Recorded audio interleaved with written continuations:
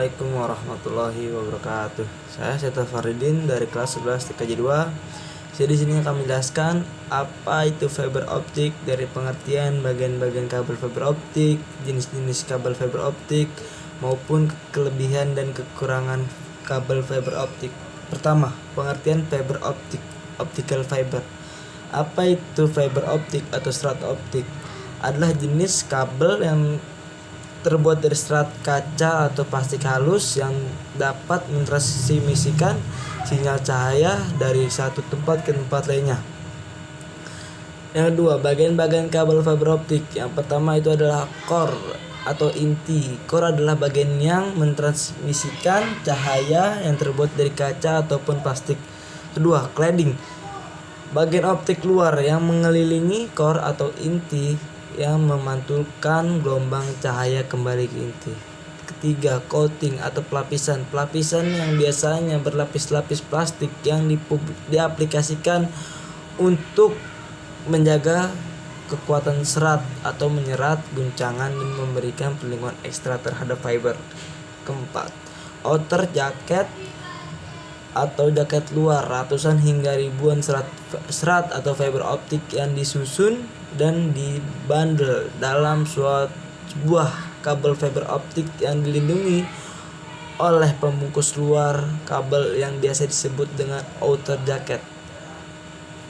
Ketiga, jenis-jenis kabel fiber optik. Single mode fiber atau SMF. Single mode fiber atau fiber mode tunggal adalah serat yang umumnya digunakan untuk mentransmisikan jarak yang lebih jauh.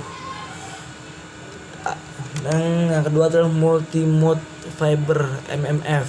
Multi-mode fiber atau fiber multi-mode adalah jenis serat optik yang dirancang khusus untuk mentransmisikan lebih banyak sinar cahaya dalam waktu yang bersamaan, dengan masing-masing sudut pantulan yang sedikit berada di dalam inti serat optik tersebut.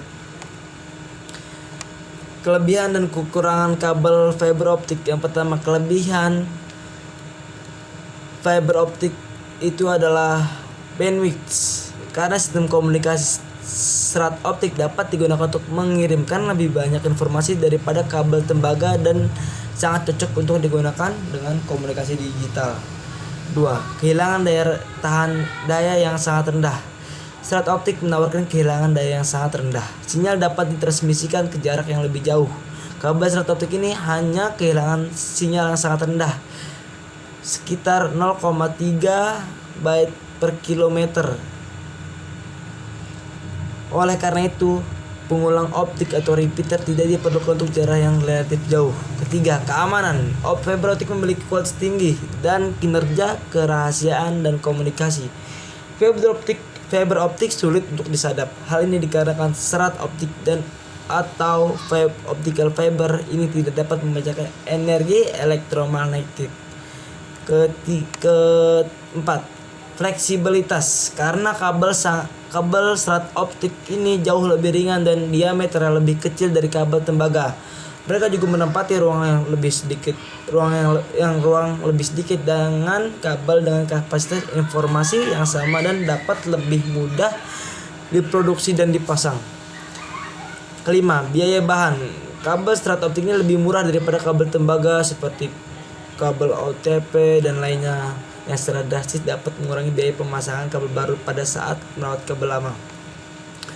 Kelemahan kabel fiber optik yaitu meskipun banyak kelebihan, fiber optik juga terdapat kelemahan yang perlu dipertimbangkan dalam pemakaiannya. Yang pertama yaitu tidak bisa dilipat dengan dalam radius kecil. Jadi fiber optik tidak bisa ditekuk, dia akan mudah dipatahkan atau biasanya diatasi dengan membungkus serat optik dalam sarung atau jaket plastik sehingga mempersulit penegukan kabel serat ini ke dalam radius kecil. Kedua, sangat rentan terhadap kerusakan.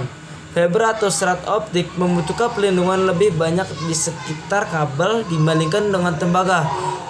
Ukuran kabel atau serat optik sangat kabel kecil dan padat sehingga sangat rentan terpotong atau rusak selama instalasi kegiatan konstruksi. Jadi apabila memilih kabel serut optik sebagai media transmisi, maka diperlukan kegiatan khusus untuk mengatasi pemulihan dan pencadangannya.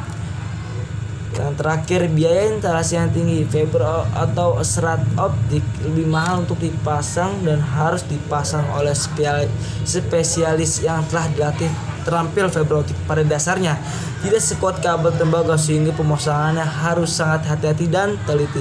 Di samping itu diperlukan alat uji khusus untuk instalasi serat optik.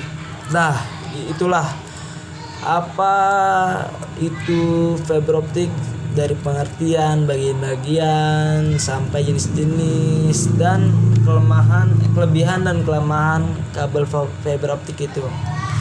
Sekian dari saya Fardin. Bila ada salah kata atau ucapan mohon dimaafkan. Wassalamualaikum warahmatullahi wabarakatuh. Dah.